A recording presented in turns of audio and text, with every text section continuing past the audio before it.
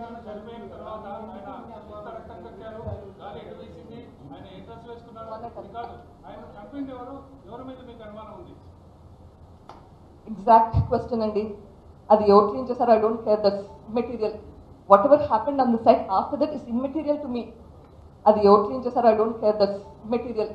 What ever happened on the site after that is immaterial to me. My major concern is ఎందుకు చేస్తారు, ఎవరు చేస్తారు, that is the bottom line.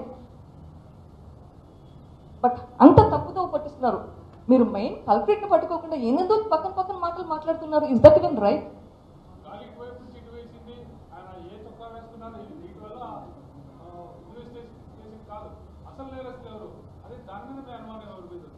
ఆ దాని మీదనే అదే నా వాదన.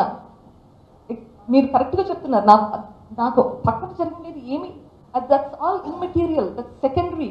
My primary complaint is who has done this. If it is if it is someone around my father, please find them. If it is someone outside of the family, please find them.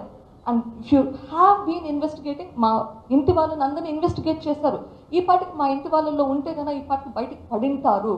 ఈ పాటికి మా ఇంటి వాళ్ళల్లో ఉంటే కన్నా ఈ పాటికి బయటికి పడింటారు.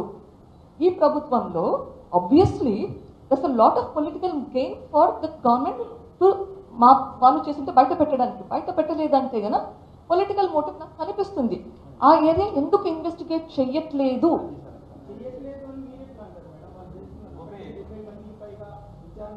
ఎవరిని చేశారండి?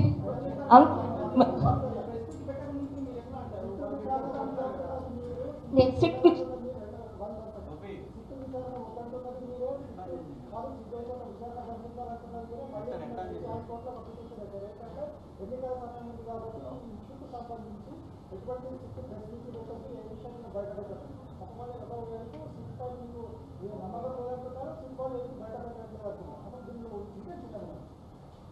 Good question, very good question. Okay, ఇప్పుడు చేసేదైతే ఇన్వెస్టిగేషన్ సిట్టే కదా. ఒకవేళ సిట్ నేను అనుమానం ఉంది అని చెప్తున్నప్పుడు మా ఫ్యామిలీ మీద ఉంటే కన్నా ఏదైనా బయట పెట్టి ఉంటారు. పెట్టట్లేదు కదా. పెట్టట్లేదంటే ఎందుకు పెట్టట్లేదు? మా వాళ్ళ మీద ఉంటే కన్నా they should have come out by now.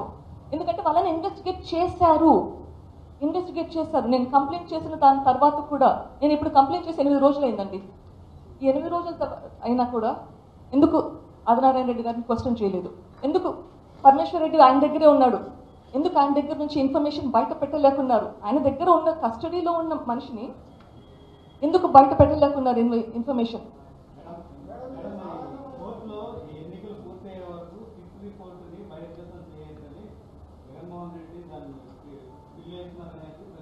అది ఇప్పుడు పెట్టాను. ఎందుకంటే the way that is investigation is progressing ఇప్పుడు పెట్టాను కదా, నాట్ ఫస్ట్ డే. ఎందుకంటే ఇన్వెస్టిగేషన్ కరెక్ట్గా పోవట్లేదు.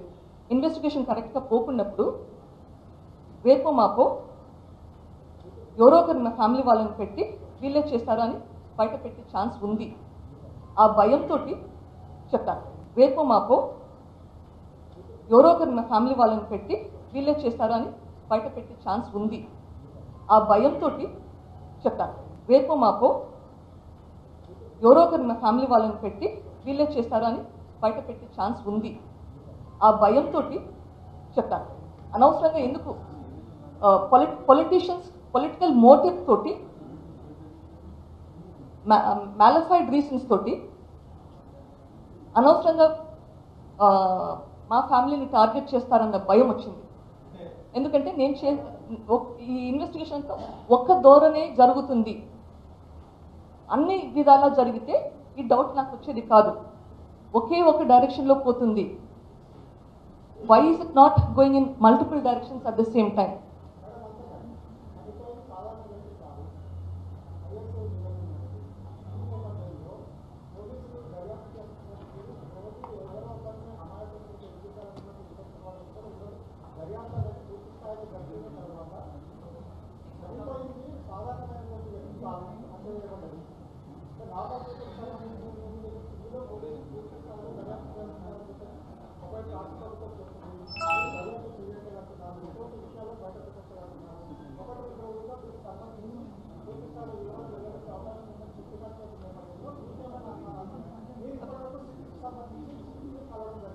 ఓకే, సిట్ అరే ఇన్ఫర్మేషన్ బయట పెట్టట్లేదు అంటున్నారు, కరెక్ట్ కదా?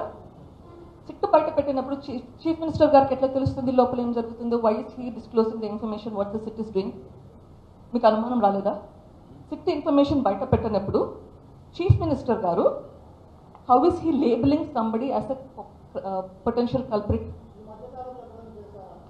ఎందుకు చేయలేదండి? మీ పేపర్లో మీరే చూసుకోండి, మీరందరూ జర్నలిస్ట్ కదా, మీరే చూడండి. If SIT is not disclosed any information, how is the Chief Minister getting any information from the investigation?